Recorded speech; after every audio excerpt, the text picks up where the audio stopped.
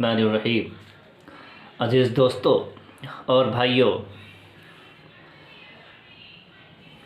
आज हम आपसे रूबरू हो रहे हैं एक बहुत ही ख़ास विषय से संबंधित और एक बहुत ही बर्निंग इशू जिसे कहना चाहिए, एक सुलगता हुआ मसला,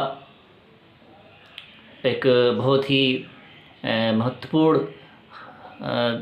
फ़ैसला जो हमारे जीवन का होता है, उसके विषय में हम आपसे बातचीत करेंगे और जिसमें हम उमूमन जनरली जो है मिसकंसेप्शन और गलतफहमी का शिकार हो जाते हैं।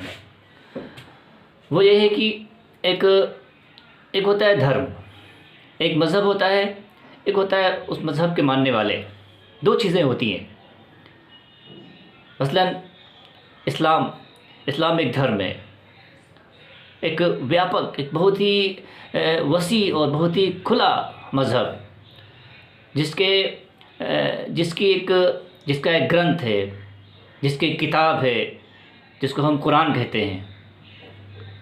और फिर उस कुरान को जो लेकर आए प्रोफेट मोहम्मद, उनका जो जीवन है और उन्होंने जो बातें कही, उन्होंने अपने जीवन में, आपने जो अपने जीवन में बातें कही या आपने जो अपने जीवन में जो काम किए, या आपके साथियों ने, जिनको सहाबा कहते हैं, उन्होंने कोई काम किया प्रोफेट मोहम्मद के सामने और उस काम से प्रोफेट मोहम्मद ने उनको मना नहीं किया, तो ये तीन चीज़ें मिलकर के जिसको हम हदीस कहते हैं। तो कुरान और हदीस, इन दो चीज़ों में इस्लाम मौजूद है। इस्लाम को जो चीज़ इस्लाम की नुमाइंदगी करती है, वो दो चीज़ें हैं। एक पवित्र कुरान है और एक जो है प्रोफेट मोहम्मद की बातें हैं, आपके कार्य हैं और आपके साथियों के वो काम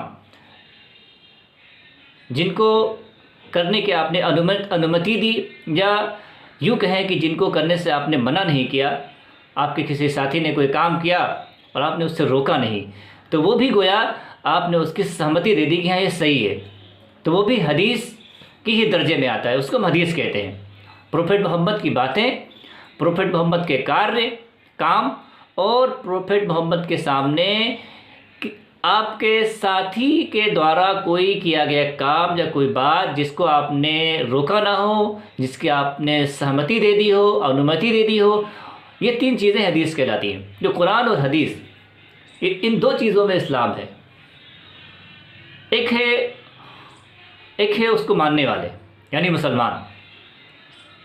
तो मुसलमानों को देखकर अगर हम इस्लाम का फ़ैसला करेंगे आज के ज़माने में, तो हमारे अंदर बहुत सी गलतफहमियाँ आ जाएंगी, हम बहुत सी गलतफहमियों का शिकार हो जाएंगे।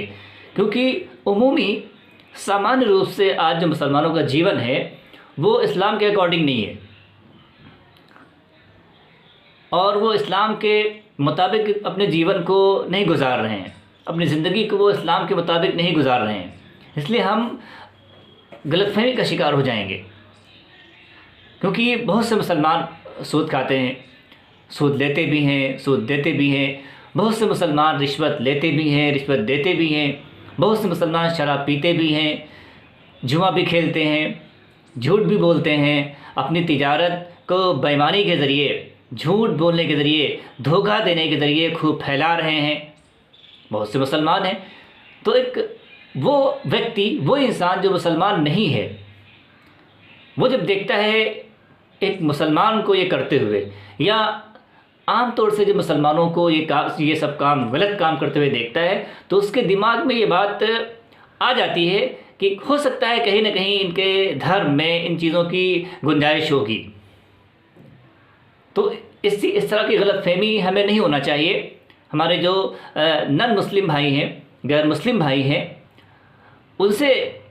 उनके लिए ये जो है बड़े सोचने का विषय है कि हम यानी मुसलमान जो आज कर रहे हैं वो इस्लाम नहीं है। इस्लाम तो वहाँ है किताबों में। और ये हमारा दुर्भाग्य है, ये हमारी बदकिस्मती है कि हम इस्लाम को सही से रिप्रेजेंट नहीं कर पा रहे हैं। इस्लाम को सही से अपने जीवन के ज़रिए, अपनी ज़िंदगी के ज़रिए हम सही से इस्लाम को पेश नहीं कर पा रहे हैं। ये हमारी बदकिस्मती है और हमारे ज़रिए से हमारा अस्तित्व, हमारा वजूद इस्लाम के लिए बदनामी का ज़रिया बना हुआ है। ये हमारे लिए दुर्भाग्य है। हम इस बात को मानते हैं, इससे सहमत हैं, 100% इससे सहमत हैं कि हमारी ज़िंदगी, हमारा जीवन आज जो है इस्लाम के लिए एक जो है बदनामी का ज़रिया बन रहा है। तो हम उन भाइयों के लिए, अपने उन भाइयों के लिए जो इस्लाम को नहीं मानते हैं, इस्लाम के बारे में नहीं जानते हैं और उन्हें कोई गलत फहमी है, तो उनसे अनुरोध है, उनसे दरख्वास्त है कि वो इस्लाम को समझें। वो मुसलमानों को तो उन्होंने समझा है, जाना है, उनसे दोस्ती की है, उनसे तिजारत की है, उनसे बिज़नेस किए हैं, लेकिन वो इस्लाम को नहीं जानते हैं। दोनों चीज़ें अलग अलग हैं, मुसलमान और इस्लाम।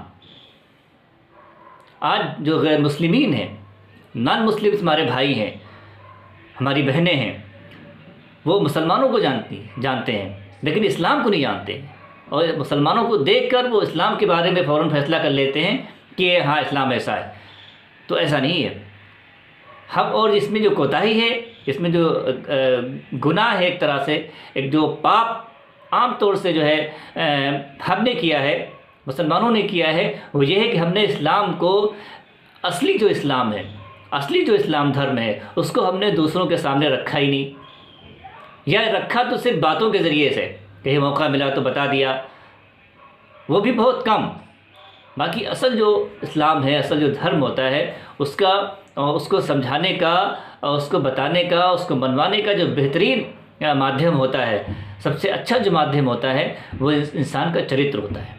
जिस तरह से प्रोफेट मोहम्मद ने किया, आपके चरित्र, आपकी नैतिकता, आपके एथिक्स, आपके मॉरल वैल्यूज़ देखकर एक ओनली इन 23 ईयर्स, सिर्फ 23 साल में इतना बड़ा इतनी बड़ी सोसाइटी आपने बना दी, सिर्फ आप अपने चरित्र, अपने एथिक्स की वजह से।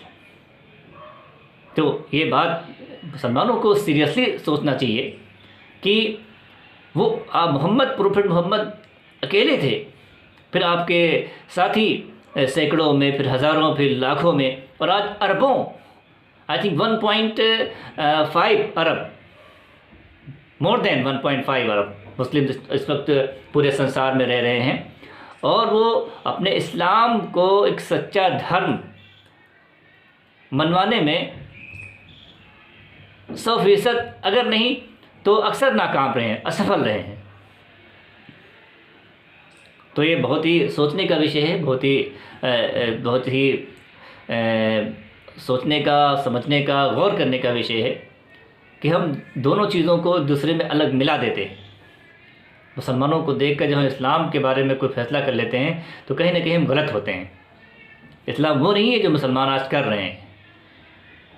इस्लाम को हम समझें और मुसलमानों की ज़िम्मेदारी है कि हम जो है इस्लाम को अपने चरित्र, अपने अखलाक से सही तौर से पेश करें, ताकि जो गलतफहमी और जो हमारे द्वारा बदनामी इस्लाम की हो रही है, प्रोफेट मोहम्मद की बदनामी हो रही है, इस्लाम की बदनामी हो रही है, तो वो दूर हो लोगों के जहन से, लोगों के दिमाग से, और ज़्यादा से ज़्यादा जो है लोग सही इस्लाम को समझने का प्रयास करें। हमारी यही कोशिश है इस प्लेटफॉर्म से कि ज़्यादा तो लोग नहीं, जो भी सुनेगा हमें वो एक पॉजिटिव और बहुत ही एक शांतिपूर्वक ढंग से इस विषय में सोचने का प्रयास करेगा, सोचेगा, और वो इस्लाम को डायरेक्ट समझने का प्रयास करेगा, किसी के माध्यम से नहीं। किसी के माध्यम से समझेगा तो उसकी अपनी सोच और उसके अपने विचार उसमें शामिल हो जाएंगे, और हो सकता है कुछ कॉम्प्लिकेशंस, कुछ दीगर चीज़ें, कुछ दूसरी चीज़ें जो है उसमें आ जाएं। आप इस्लाम को डायरेक्ट समझें। आप शिक्षित हैं, पढ़े लिखे हैं, आप पवित्र कुरान को हिंदी में पढ़ें, इंग्लिश में पढ़ें, आप ट्रेडिशंस को, मोहम्मद के जो बोल हैं, आपकी जो हदीसें हैं, आप उनको डायरेक्ट हिंदी में समझें, उर्दू में समझें, और इंग्लिश में समझें, अरबी जानते हैं तो आप अरबी में समझें। जिस भाषा को आप समझते हैं सारी भाषाओं में आज दस्तयाब है, अवेलेबल है। तो सारी चीज़ें जो है आपके सामने हैं, आप खुद उसको समझें और समझ कर जो है कोई फ़ैसला करें। बहुत बहुत